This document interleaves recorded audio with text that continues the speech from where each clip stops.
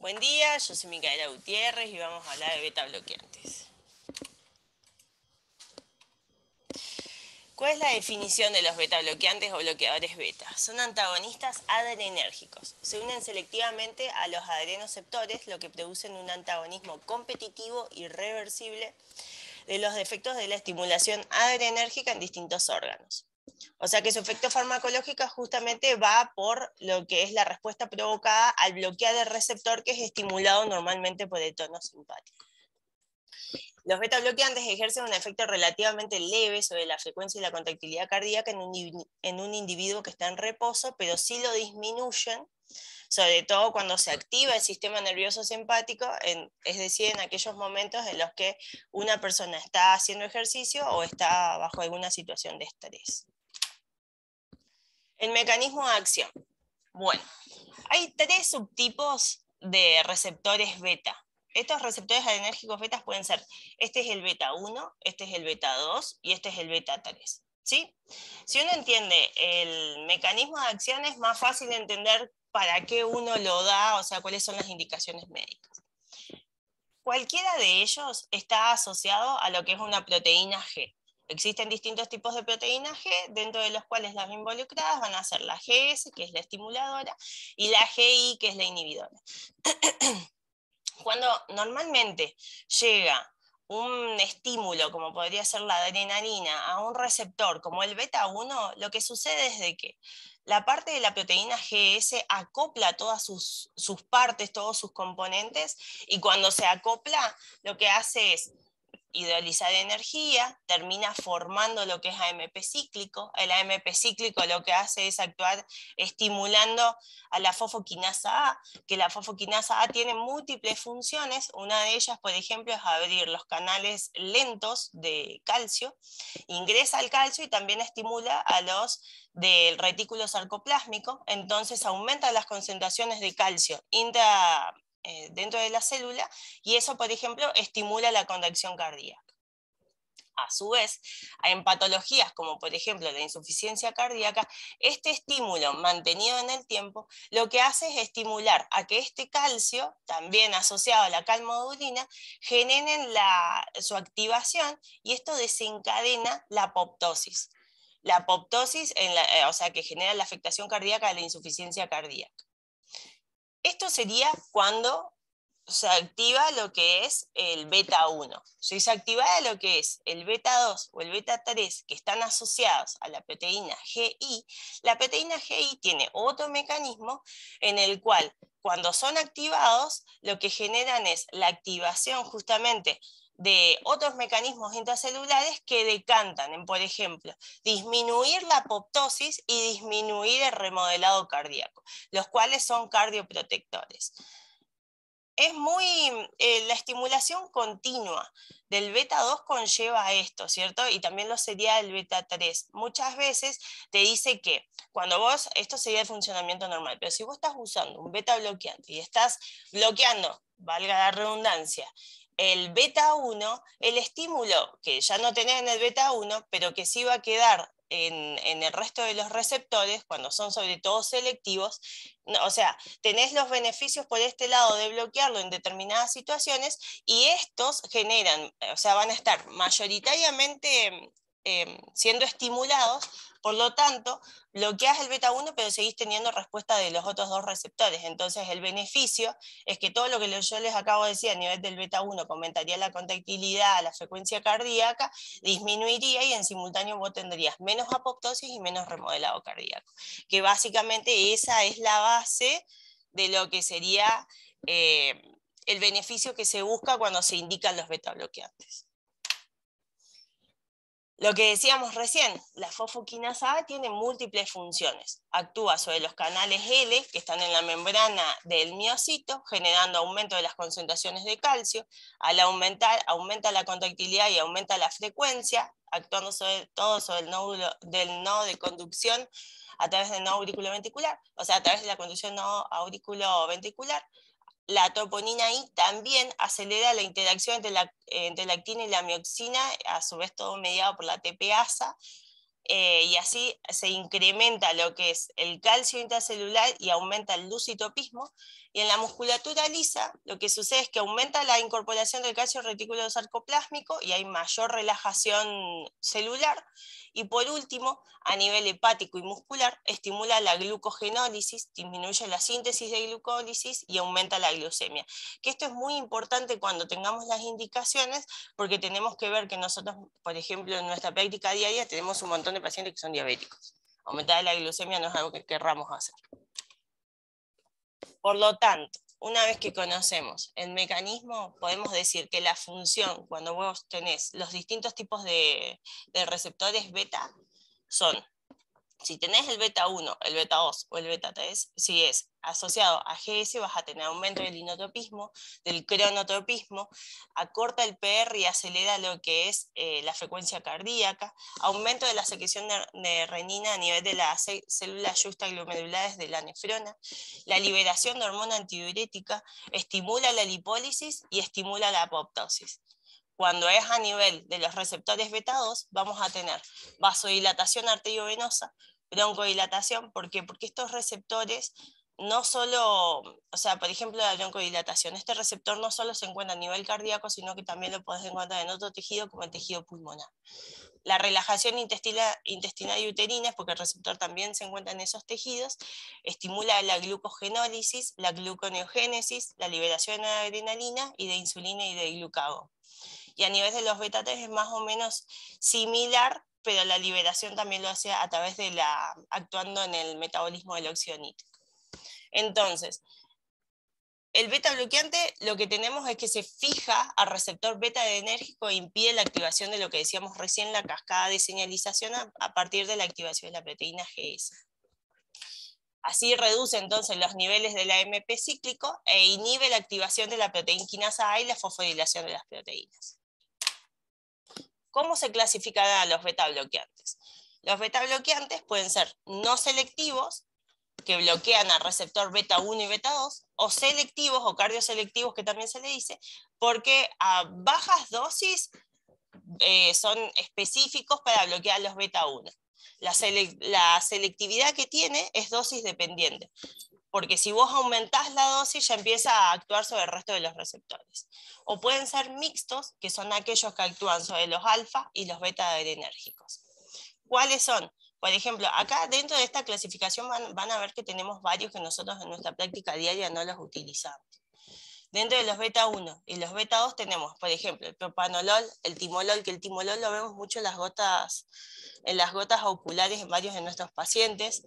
Los beta 1 tenemos el atenolol, el bisoprolol, el nebivolol, el metoprolol.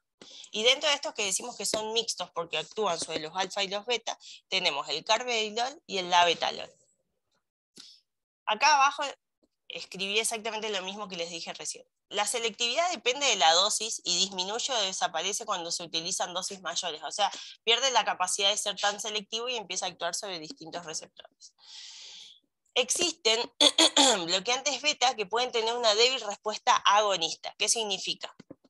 Que pueden bloquear un adrenoceptor actuando sobre un beta 1, un beta 2, un beta 3, pero secundariamente están estimulando a otro, como por ejemplo, los ejemplos tengo después, perdón.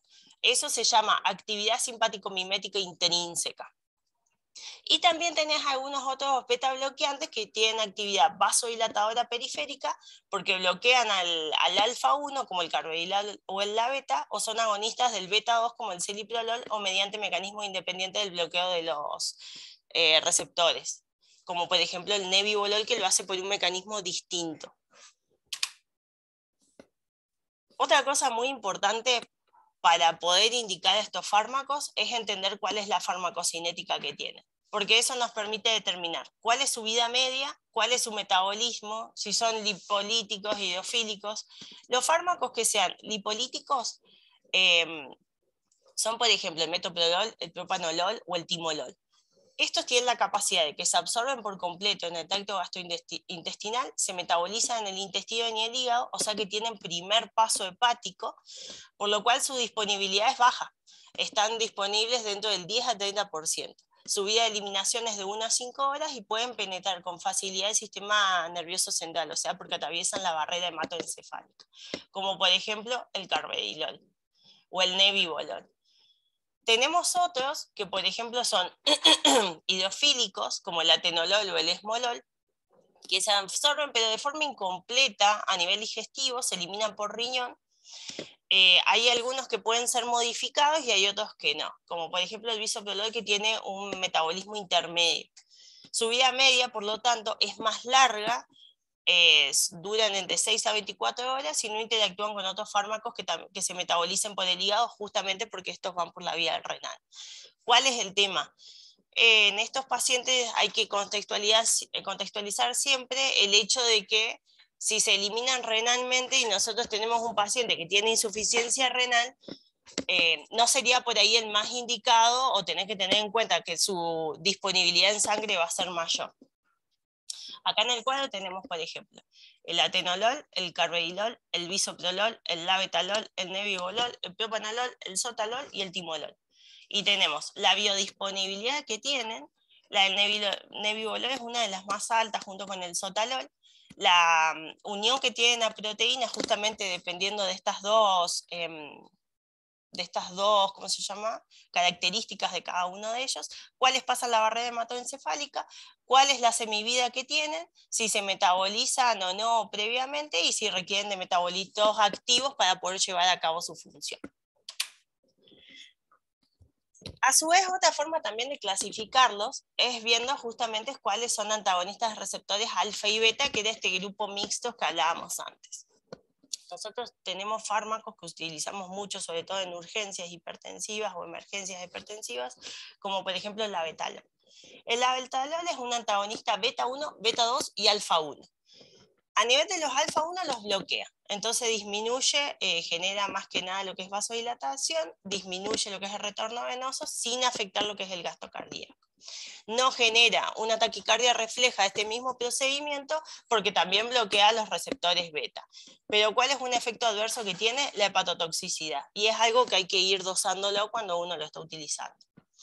¿En qué momento se lo usa? Justamente cuando necesitamos bajar la presión de forma intensa y rápida, como en esta patología que yo les dije recién. Después tenemos otros como el carvedilol, que el carvedilol tiene la función de ser alfa 1 y beta, pero no lo es en la misma proporción, sino que te dice que es un alfa 1 más débil de lo que es como beta bloqueante, pero que aún así produce vasodilatación porque no incrementa la síntesis de óxido nítrico endógeno y no tiene efecto sobre el metabolismo de la insulina o el perfil lipídico, cosas muy importantes que nosotros la tenemos en cuenta en aquellos pacientes que sean diabéticos. El nebivolol es un antagonista selectivo de los receptores beta, pero tiene la propiedad también de ser vasodilatador por otro mecanismo que es distinto de estos que estamos hablando nosotros. Por su elevada selectividad tiene mínimo efecto sobre la reactividad respiratoria en pacientes asmáticos y también genera ausencia de efectos sobre la sensibilidad a la insulina. Acá tenemos varios de los fármacos, muchos más de los que nosotros solemos usar. Tenemos cuáles tienen la actividad simpático-mimética intrínseca, estas que decíamos recién de que puede, al estimular selectivamente un receptor, también puede generar agonismo secundario de otro receptor beta, que por ejemplo en este caso lo tiene el labetalol. La solubilidad lipídica, acá volvemos a ver lo mismo, cuáles son el mecanismo de su farmacocinética, cuáles tienen la capacidad vasodilatadora, cuáles aparecen en forma de, pueden haber formas de presentación endovenosas, y cuáles son las dosis diarias medias más o menos en las que se pueden utilizar. Una vez que ya sabemos cuál es su mecanismo de acción y cuáles son los beta bloqueantes básicamente que existen, cuáles son sus indicaciones en sí. Tienen múltiples indicaciones en todos los módulos que hemos visto, lo hemos visto hasta el cansancio los beta bloqueantes, en cada una de estas patologías que están acá colocadas ya los hemos visto. Tiene indicación para control de la presión arterial, para la insuficiencia cardíaca, para la cardiopatía isquémica, como antiarrítmicos, para la miocardiopatía obstructiva, en el caso de sangrado de varices esofágicas, para el glaucoma de ángulo abierto, en caso de cefaleas y temblores, para la enfermedad neuropsiquiátrica, la ansiedad y la abstinencia. Me olvidé del hipertiroidismo. Perdón. Efectos cardiovasculares. El efecto cardiovascular neto que nosotros necesitamos cada vez que lo indicamos, sobre todo desde la cardiología, es disminuir la frecuencia cardíaca. ¿Por qué? Porque si vos bajás la frecuencia cardíaca, disminuís la demanda de oxígeno miocárdico. Aumenta así la perfusión miocárdica, ya que la diástole se prolonga, que es el momento en el cual se perfunden las coronarias y por lo tanto disminuye la isquemia. Que eso es algo que lo vemos viendo desde la patología isquémica.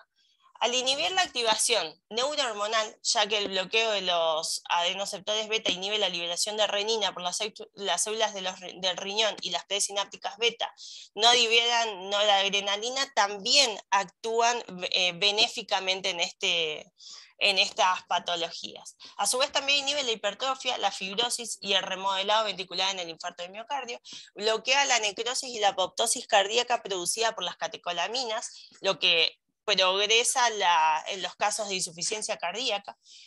Acá volvemos a decir lo mismo, inhibe la liberación de calcio dentro del retículo sarcoplásmico y también a través de los canales lentos, y ambos efectos lo que hacen es reducir justamente el calcio citoplasmático y produce la relajación ventricular.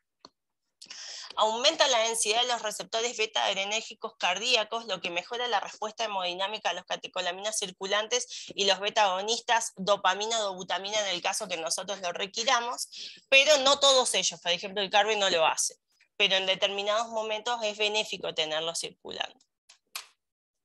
Los efectos antianginosos en sí, volvemos a lo mismo. La demanda de oxígeno miocárdico dependía de la frecuencia, la contractilidad y la tensión parietal. La tensión parietal, la precarga y la poscarga. Entonces, si nosotros lo que queremos es hacer que disminuya justamente la demanda de oxígeno miocárdico, tenemos que disminuir la frecuencia cardíaca y la contractilidad cardíaca y la presión arterial. Este es un efecto que tienen los beta bloqueantes. Aumenta el flujo coronario subendocárdico, disminuye la frecuencia cardíaca, aumenta la diástole y las contracciones cardíacas en simultáneo. Inhibe la agregación plaquetaria, mejora el metabolismo cardíaco, estimulando la lipólisis y la captación de ácidos grasos libres, y son ansiolíticos y antiarrítmicos. Por lo tanto, aumenta el flujo coronario subendocárdico, de una forma en que distribuye el flujo hacia lo que sería el flujo coronario subendocárdico de forma preferencial, mejorando justamente la perfusión.